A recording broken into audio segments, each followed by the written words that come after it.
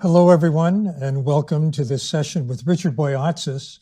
Richard and I have known each other since graduate school. We're both in psychology at Harvard. We had the same mentor, David McClelland, and Richard is now a professor in the business school at Case Western Reserve University, the Weatherhead School of Management, and he has continued to do really solid work and research on what helps people improve this range of skills, things like self-awareness and managing our disturbing emotions, but boosting our positive emotions, tuning into other people, putting that all together to have good interactions and harmonious relationships, good collaboration. And Richard has worked out a wonderful model of how you do this, which I wanted to have him share with everyone. So Richard, welcome. Thanks, Dan. And I really appreciate being here. Thank you. Richard, you call your model intentional change theory. That's a little formal way of talking about your 5 discoveries. And I wondered if you could explain each of what you call your discoveries to us, because when you put them all together, I think it's a wonderful formula for how anybody can go about improving this skill set. Thank you. It actually started out with some research I was doing with David Kolb in spring of 1967, before you and I met, the year before. And at the time, we were doing research on how people helped each other or didn't, but probing the issue of help them what? And we quickly got to the fact that we want mostly to help people change, to be better citizens, to be happier, to be loving family members, to be better at work. To help people improve.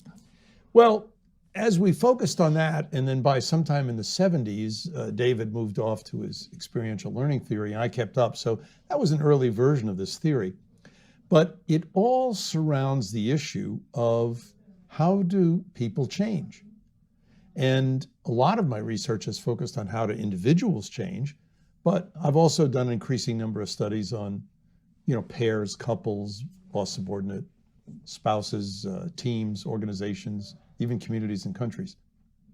But the quest is for sustained desired change. And what that means is it has to be something that we want. So, who cares about, I don't care about studying people picking up bad habits.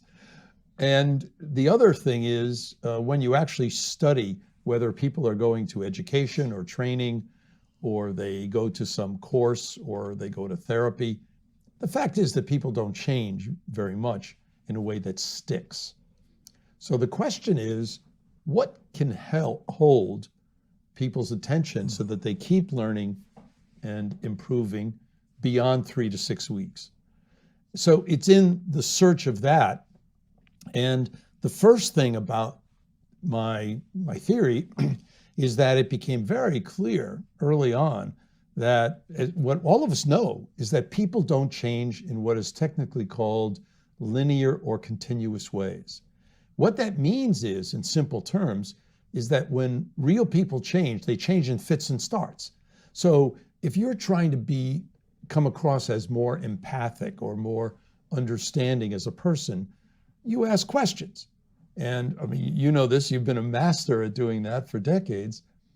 And very often people end up spending more time saying things rather than asking questions of other people. Well, if you want to be developing this as a style, you don't ask 30 minutes more of questions each day. Some days you do ask more questions. Other days you're in a grumpy mood and you forget to ask any questions. And that quality is like an accordion, and that's how people really do change. Now, the reason this becomes important is because if we don't assume that it has this stop and go quality, we get impatient with ourselves or other people. And the impatience leads to a lot of the kind of destructive emotions that you wrote about with the Dalai Lama. So part of this is appreciating the fact that it happens in these, it's really using something called complexity theory, something which is pops at various points.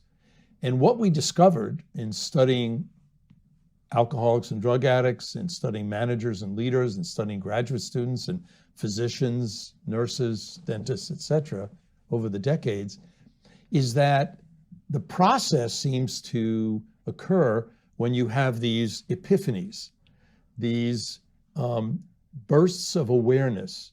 And they're kind of like, oh my God moments in terms of a realization. And it turns out that when you study people who sustainably change, they seem to always have 5 of them that go in cycles. So you keep going around them. And those are what we've called, in some of our writing together, the 5 discoveries. One is the ideal self. What would you love to be? Not a goal. This is a dream. And this is very important because neurologically, in my neuroimaging research, we've been able to establish the fact that if you ask people about their dream, their deep sense of purpose, their sense of calling, you open up a part of their brain, activate a network that lets people be open to new ideas and people. If, on the other hand, you ask them to set a goal, or what exactly do you want to accomplish in 3 years, they go into a different network in the brain that closes them down. So the idea of a person's personal dream ends up being really important. And it happens in a lot of different ways. For some people, it's some lifestyle you'd aspire to, and some people, they define it in terms of their work, others their family, and some do it just in terms of how they want to be, what kind of a person. If you have some semblance of a vision or a dream or a sense of purpose, then you're eligible for the second discovery, which I'll call the real self, which is not what you think of yourself, because on the whole, that's delusional, but it's how other people experience you. What do they see? What do they feel? And that leads to a comparison that you make unconsciously, very fast, with the ideal. And you come up with a set of, okay, these are my strengths. These are some weaknesses. Now, the issue is that we're all very socialized to focusing on weaknesses and going to the negative. I've been doing now these longitudinal studies, as you know, for 30 some years with 25 to 55-year-olds. And it's very clear that if you start that way, you never get out. You know, it's like the muck and the mire that sucks you into it. But that if you start with the dream and then you end up talking about, well, what do you do well? What are your strengths? What happens is it activates a part of your neural networks in your brain and a part of your hormonal system that allows you to be open. And that's key, because that's what I call the tipping point, or sometimes people call it a trigger. And to get to that state, there are different ways you ask questions, you engage people. We've now been showing that in one-on-one discussions, whether it's parents to children or a coach or a teacher or a manager, we've been showing that when you spend 30 minutes talking about a person's dream, a very different kind of relationship starts to emerge than if you spend 30 minutes talking about what problems are you having. And what happens is this positive emotional attractor ends up being something that helps us prepare for a new discovery. So that helps you go into the second discovery. The same thing happens for the third, where you say, what would I like to try? We call it a learning agenda, but it's not a performance improvement plan. It is something that you would love to be doing.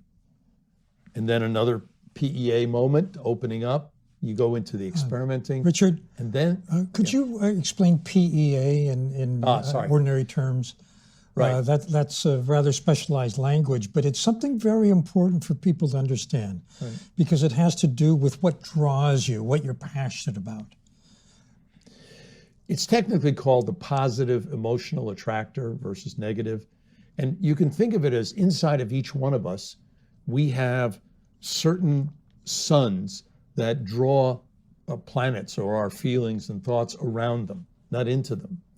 And what we've been able to understand through this application of these concepts is that this one that I labeled the positive emotional attractor is where you're activating the parasympathetic nervous system, which is the part of your body's hormonal system that allows you to rebuild your body and mind, literally activate your immune system, grow new neurons, and be open to ideas.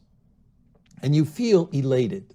You actually feel joyful versus the negative, which is really the stress response. And in fact, an article that you and I just published, we called it Thrive versus Survive. Some people call the thriving part flourishing, but it's the difference between feeling lifted versus deflated. And the thing that's amazing, and they each have corresponding neural networks that become very important, is that very often we read the environment in such a way that we perceive things as threatening when they may or may not be. And that we certainly have enough threats around us these days, so it's not like that isn't real. But when you put a person on the defensive in any way, shape, or form, they close down. Just like we close our body to defend our body, we close our mind to keep our brain functioning around the things that are absolutely essential, which is not learning according to our body, it's breathing. So the difference between these two states, you could think of stress versus renewal is another phrase that I'll sometimes use between the two. And being able to go into this renewal PEA state is the thing that allows you to be open to a new discovery and to another person. And that's what helps us move around, but it also helps us come back to it regularly. You and I have called this for the past 6 years, we've been working on personal sustainability, which is how do people on a day-to-day, week-to-week basis doing normal things balance enough renewal to compensate for the annoying stress of commuting and all those kinds of things. You add on top of it, pandemics and social disruption and financial disruption and now mental health. And there are a lot of acute stressors, but the idea is that people need to have ways that they personally refresh themselves, if you will, daily. I mean, you've been committed to this for decades, but a lot of people, I don't think about it that way. They think, well, let me rest when I get to the weekend. Well, first, that's too late. Second, the weekend is a long way away, and you do a lot of damage to your spirit by then. So the point that we discovered in this paper that just came out, the set of research studies, is that it's far better for people to have multiple shorter moments during each day than to store it up and to have one long one or wait. And that's the key to your ability. That's why the reason you and I called it personal sustainability is we kept saying, how does the person not just keep going, because that's kind of drudgery, but how does the person move ahead with excitement? How do you feel a sense of purpose in life? How do you feel blessed? And then how do you infect others with this sense of hope and compassion? And that's the key to the fifth discovery in the theory, which is these caring relationships. But it turns out that because neurologically, except for people on the autism spectrum, we're infecting people with our deep emotions in 8 to 40 thousandths of a second. So it's not what we're showing on our face that's key, it's what are we feeling inside. It's one of the reasons why I think emotional intelligence and emotional self-awareness has caught on so much, is that people have some sense that what's going on deep inside is actually really important. And even though you think you might be able to mask it, you can't. I mean, Denzel Washington can, but, Meryl Streep can, but most of us can't. And that means that we owe it to not just ourselves to be trying to, in a sense, renew ourselves each day, but we owe it to the people around us. Richard, let me recap and maybe oversimplify what you've just said. But the 5 steps, which you call the 5 discoveries, basically are these. Step 1, connect with your dreams. Don't just set some goals, which is the way too many people go at this kind of change, But think, what are you passionate about? What would really motivate you and keep you motivated? That's what gets sustainable choice. And then the second step is get a frank assessment of what your strengths are and what your weaknesses are. I love to quote the Scottish poet Robert Burns. He said, "Oh, that the gods the gift would give us to see ourselves as others see us." In other words, the people who know us well, people we trust, people whose opinions we respect, and who we can be frank with and who can be frank with us, can tell us, well, actually, you could be a little better at listening, for example. You're very good at motivating yourself, but when it comes to other people, maybe you could improve. You're not bad, but you could get better. That's important information because you want to take that and develop a learning plan for yourself, which is not just a set of goals, but it's something that moves you toward who you want to be, your ideal self. And I'd like to be more connected with people. And that means it will help if I become a better listener.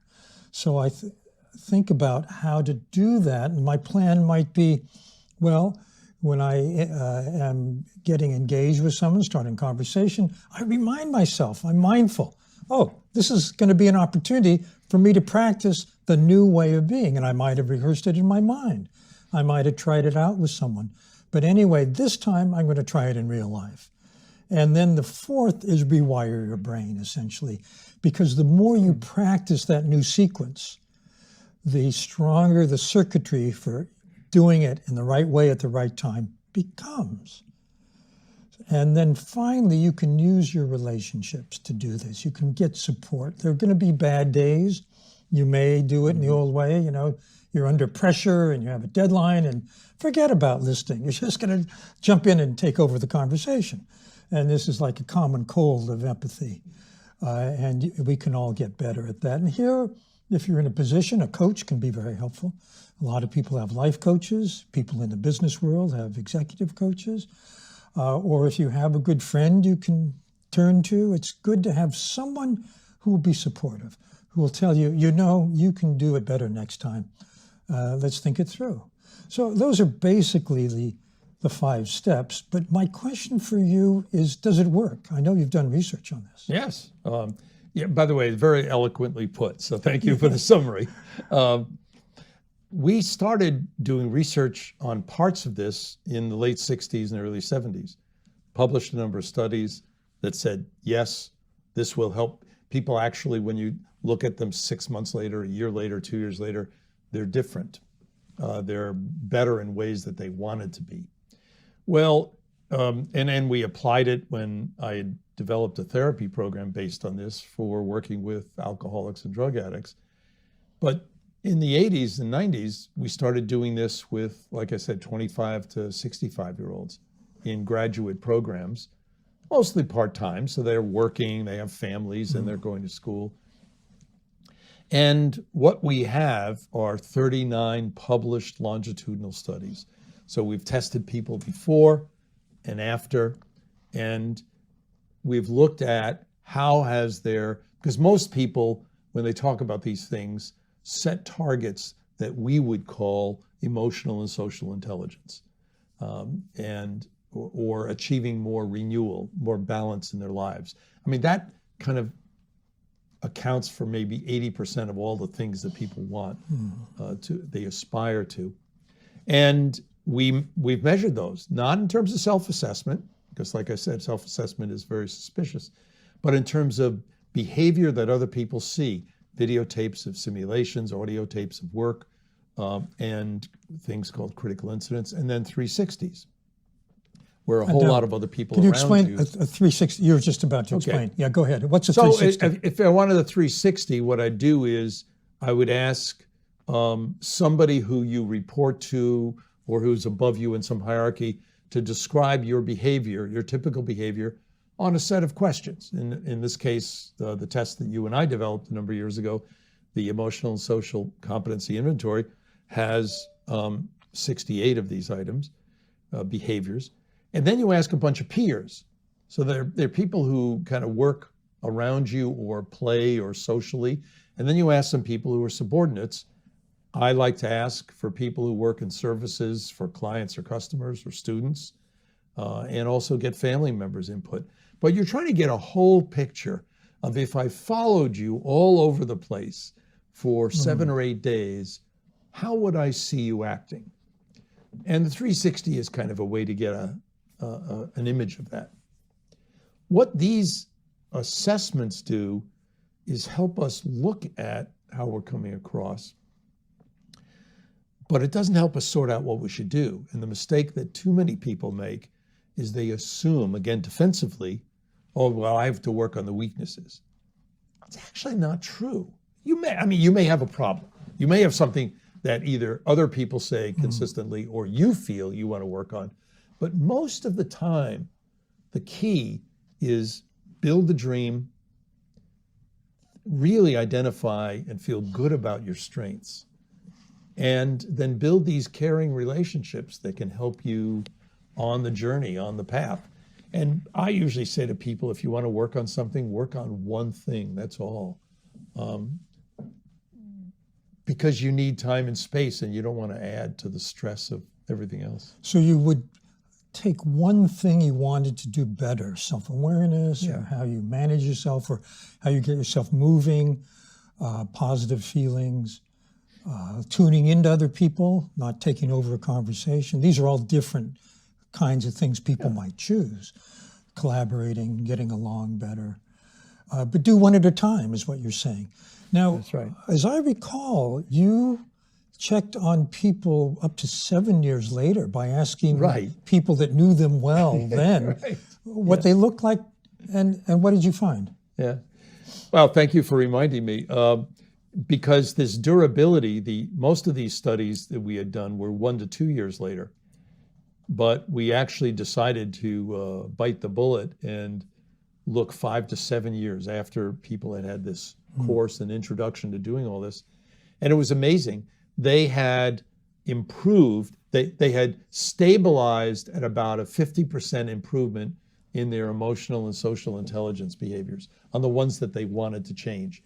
And so it dropped a little bit from the peak after a year or two of about 62%, because it always atrophies, but it didn't drop that much. That's great. And we were very impressed that people could keep coming back to it. And it took me a while. It actually took me almost 12 years of talking to people after they had graduated and after they had left these executive programs, and they would call me back and I'd talk to them, to finally realize that what was driving them was the dream. They called it their plan, but it wasn't really the plan that was exciting, it was the dream. And when people did it, and then I encouraged people, if they had a loving relationship, their spouse or partner did it, and they both looked at their degree of shared dream and vision, people were finding that they were accomplishing a lot of it and reaching their parts of their dreams in a few years rather than 10 or 15. So it feeds on itself. Now, of course, having the dream by itself, as you said earlier, without caring relationships, we're not going to get that far, because none of this is easy. The exercise of self-control to learn something and practice something is stressful in and of itself.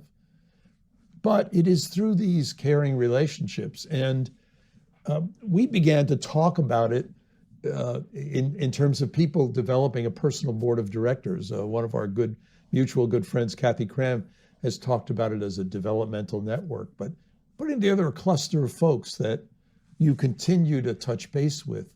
And not that many decades ago, we used to have friends and we had time for friends, even pre-COVID. Now, a lot of people are actually using the COVID time to reconnect with people, but we're all looking forward to a post-pandemic lifestyle where people can physically get together. And I'm hoping that this has helped to remind people that spending time with people that you care about is really at the heart of why we're here. And that gets me to another question, Richard. You've written about the importance of compassion. Compassion in coaching, compassion in leadership, compassion in life. Could you say a bit about that? And how would you suggest people boost their capacity for compassion?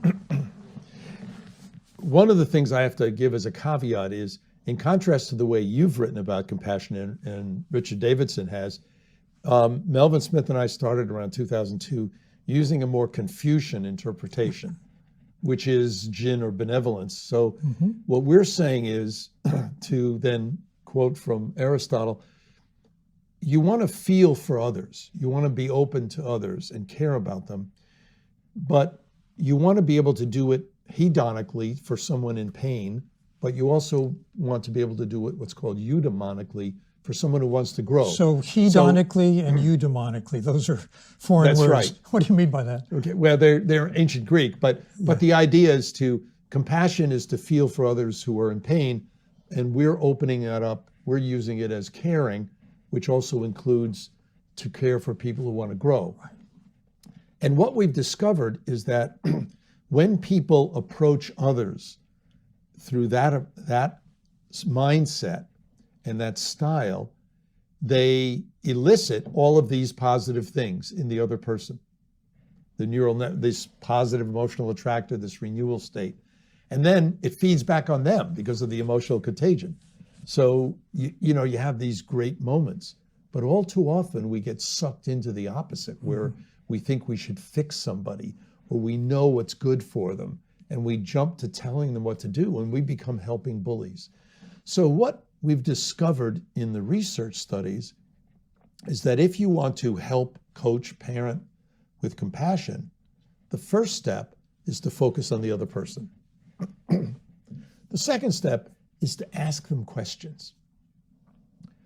We have a couple questions that seem to really pull core positive emotions in most people. And one of them is, if your life were fantastic, were absolutely perfect 10 to 15 years from now, what would it be like? You always say life because that's the bigger category.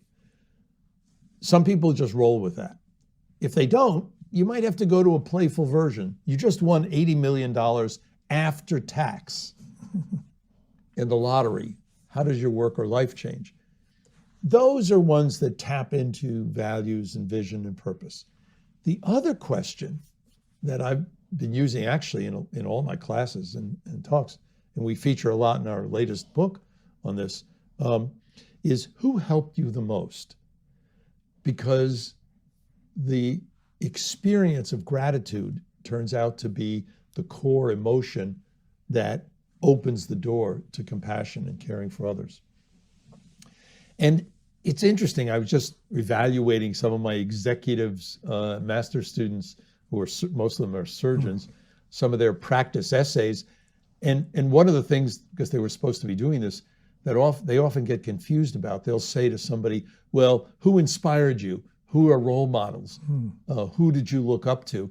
And I keep saying, it doesn't work the same way, because when you think about people you look up to, you may feel good, but you're also comparing yourself. Oh, yeah. And the experience of compassion is one in which you're not making a social comparison. You're opening your heart, if you will. And if you wanted to become more compassionate, you know, if you went through your 5 steps, can you give us a hypothetical how that might look? Well, how would it look if you were working on it, or how would it look if you achieved it?